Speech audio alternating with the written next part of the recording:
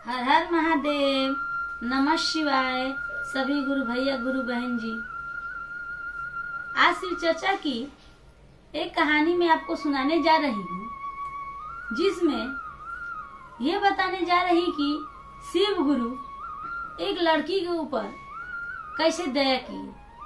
तो भैया दीदी चलिए ये सुनते हैं और इस कहानी को आप लोग ध्यान से सुनिएगा और पूरा सुनिएगा, जिससे समझ में आएगा कि दया कैसे मिला। तो चलिए शुरू करते हैं। शिव गुरु के चरणों में प्रणाम करती हूँ, मेरा प्रणाम स्वीकार हो। माँ भवानी को प्रणाम करती हूँ, मेरा प्रणाम स्वीकार हो। सभी देवी देवता को प्रणाम करती हूँ, मेरा प्रणाम स्वीकार हो। हरेंद्र भैया नीलम दीदी को प्रणाम करती हूँ, मेरा प्रणाम स्वीकार हो। सभी गुरु भैया गुरु बहन जी को प्रणाम करती हूँ, मेरा प्रणाम स्वीकार हो। तो भैया दीदी, एक नगर में एक लड़का और एक लड़की रहते थे, जो दोनों भाई बहन थे, और उनकी माता पिता जो थे उनकी मृत्यु हो चुकी थी। तो दोनों भाई बहन गरीब ही थे और दोनों एक दूसरे के सहारे अपना जीवन काट रहे थे। भाई जो था कमा के लाता, कहीं मजदूरी करके लाता, और बहन थी घर में जो पढ़ने जाती थी और घर में अपना छोटा मोटा काम करती थी, बनाना खाना। और इसके अलावा वो शिव गुरु को अपना गुरु मानती थी। जो बच्ची थी तो वो बचपन से जहाँ शिव चर्चा होता था वहाँ वो चली जाती थी, चर्चा में जाती थी, चर्चा करती थी, भजन कीर्तन करती थी और शिव गुरु से रोज दया मांगती थी और गुरु को प्रणाम करती थी। ऐसा करते करते दोनों भाई बहन जवान हो गए। जवान होने के बाद भाई जो था वो बहन से बड़ा था, तो भाई का विवाह हुआ कि भाई का शादी हो जाएगा, इसके बाद बहन का शादी होगा, घर में कोई करने वाली, बनाने खिलाने वाली आ जाएगी तो कर देंगे शादी। ऐसा सोच के आस पड़ोस वालों ने उस लड़के का शादी कर दिया। जब उस लड़के का शादी हो गया और उसकी बीवी आ गई, तब ये ननद और भौजाई दोनों लोग घर में रहती थी और वो लड़का बाहर अपना कमाता था। इस तरह कुछ दिन बीता। तो कुछ दिन बीता तो वो लड़की का आदत था, सुबह उठकर वो दया मांगती थी और शाम के सोने के टाइम वो शिव गुरु को प्रणाम करने के लिए अपना नमन करती थी और इसके बाद प्रणाम करती थी, गुरु का नाम लेती थी।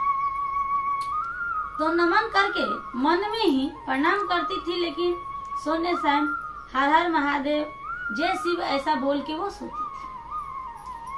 तो वो लड़की एक अलग रूम में सोती थी और ये मियाँ बीबी का अलग कमरा था। तो सुबह में उस लड़की की भाभी सो के जगती थी और ये लड़की जब सो के उठती थी तो अपने बिस्तर में शिव गुरु का नाम लेती थी। तो जो इसका आवाज है रूम से बाहर जाता था, तो उसकी भाभी को ऐसा लगता था कि ये किसी लड़के से बात कर रही है। भैया दीदी, उसके मन में शक पैदा हो गया कि सियान लड़की है, ये किसी से बात कर रही है। शाम को भी रात में जब वो सोने जाती थी तो दरवाजा बंद करने के बाद उस लड़की का आवाज आता था, क्योंकि वो अंदर भगवान का नाम लेती थी। तो आवाज पूरा स्पष्ट क्लियर नहीं आता था, बिस्तर से बाहर आवाज सिर्फ थोड़ा थोड़ा जाता था। तो उसको लगता था ये किसी लड़के से बात कर रही है। उसके मन में शक पैदा होने लगा और दिन में वो शिव चर्चा में जाती थी। तो उसकी भाभी को लगता था कि मैं तो घर में बहू हूँ, निकल नहीं पाती, और ये लड़की रोज चर्चा का बहाना करके किसी लड़के से मिलने जाती। उसके दिमाग में ये बात फिट हो गई। तो अपने पति से एक दिन बोली ना, भैया दीदी, कि ये तुम्हारी बहन जो है ये बिल्कुल बिगड़ गई है, तो ये हमारी नाक कटवा दे, इससे पहले इसका शादी विवाह करके इसका घर बसा दे। तो वो बोला, ऐसा तो मैंने कभी नहीं सुना रे। तो नहीं ऐसा है ना, मैं दिन रात घर में रहती हूँ, मेरे को पता है, आपको नहीं पता है। तो भाई को लगा कि कुछ ये जानती है तभी तो कह रही है, और चलो बहन भी बड़ी हो गई तो शादी कर देता हूँ, अच्छा है अपने घर में चली जाएगी। तो अपनी बीवी से पूछा कि शादी करने को तो कह रही है, कुछ गहना गुड़िया कपड़ा लत्ता रखी है शादी करने के लिए? तो बोली हाँ हाँ मैं रखी हूँ ना, गहना गुड़िया भी रखी हूँ, साड़ी भी रखी हूँ। आज आप एक काम करो, काम पे मत जाओ और आज घर से निकलो और आज के आज इसका शादी तय करके ही घर में आना, तभी इज्जत बचेगा, नहीं तो फिर मैं नहीं गारंटी हूँ कि आपका क्या होगा। लड़का बोला ठीक है।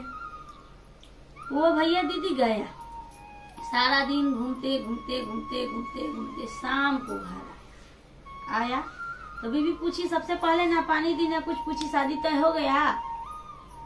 तो बोला कि हाँ शादी तो तय हो गया, लेकिन जहाँ जाता हूँ वहाँ दहेज बहुत मांगते हैं। तो मैंने आपसे पहले ही बोला था दहेज का पैसा नहीं है मेरे पास, अपने जैसे ही किसी गरीब दुखिया के घर में तय कर देना चाहिए। तो लड़का बोला कि ऐसा ही किया हूँ, एक गरीब भाई मिला, इज्जतदार मिला, तो मैंने उससे इसका शादी तय कर दिया है, लेकिन तू देखना कि शादी अच्छे से हो जाए, लत्ता कपड़ा गहना गुड़िया जो है अच्छे से कर देना, एक ही बहन है मेरी। तो भैया दीदी वो हाँ हाँ कर दी और लड़का जो है विश्वास पे रह गया। शादी का दिन आया ना तो द्वार पे बारात आया, भाई ने अच्छे से जो अपना सपरा था उतना तैयारी किया था और मंडप में जब लड़की को ले जाने लगे तो लड़की को सिर्फ एक साड़ी पहनाई थी उसकी भाभी, और ना उसके पास कोई गहना था ना गुड़िया था, कुछ भी नहीं था।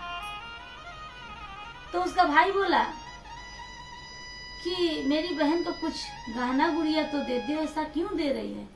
तो वो लड़की क्या बोली, गहना गुड़िया तो मैं रखी थी, पता नहीं कौन चोर चोरा के ले गया, वो तो मिल ही नहीं रहा। उसका भाई को बहुत तकलीफ लगा, लेकिन वो करता भी क्या, उसके बस में कोई भी नहीं था, क्योंकि दरवाजे पे बारात आई थी, दूल्हा मंडप में बैठा था, वो कर भी क्या सकता था। तो अपनी बीवी को बोला कि देख कम से कम इसके ऊपर एक चादर तो डाल दे, ये साड़ी पहन के शादी कैसे करने जाएगी। तो भैया दीदी उसने ऐसा काम किया कि सुन के भी आत्मा फट जाता है। आप लोगों ने देखा होगा वो जो सूती का बोरा आता है, जिसको गोनी बोलते हैं, चीनी जिसमें पहले आता था, क्या काम की, वो बगल में बोरी रखा था जो, उसको झाड़ के उस लड़की के ऊपर डाल दी। ये देख के उसका भाई एकदम रोने लगा और बहन तो रो ही रही थी और यही बोल रही थी कि हे शिव गुरु, आखिर मेरे साथ ऐसा क्यों हो रहा है। और उस लड़की को ले जाकर मंडप में बैठा दिया। जितना बाराती वाले थे सबकी आंखों में आंसू आ गए, आस पड़ोस वाले को भी एकदम छाती फट गया, लेकिन सब जानते थे कि वो लड़की अनाथ थी, उसका कोई नहीं था। विवाह हुआ, लड़की का विदाई हुआ ना तो कहार जैसे डोली लेके चला और गांव के आगे पहुंचा। शिव गुरु सब ऊपर से देख रहे थे, मैया पार्वती रो रही थी कि देखो आज ये बच्ची के ऊपर क्या हुआ। तो भोलेनाथ बोले कि मैं आता हूँ पार्वती जी, आप रोइए मत। तो भोलेनाथ एक आदमी का रूप लेके और एक बक्से में सोना चांदी गहना गुड़िया साड़ी कपड़ा लेकर और रास्ते में खड़े हो गए। जिस रास्ते से डोली जा रहा था वो वहां खड़े थे। तो कहाँ लोगों को रुकाए कि ओ भैया रुको रुको रुको रुको, मैं शादी में ही जा रहा था, शादी हो गया। तो कहा लोग बोला हाँ हाँ शादी हो गया, विदाई हो गया, हम लोग लड़की को लेके जा रहे हैं, आप कौन हैं? तो मैं इस लड़की का भाई हूँ, मैं इस लड़की के ननिहाल से आया हूँ, मैं इनके मामा का लड़का हूँ और मेरा नाम शिव है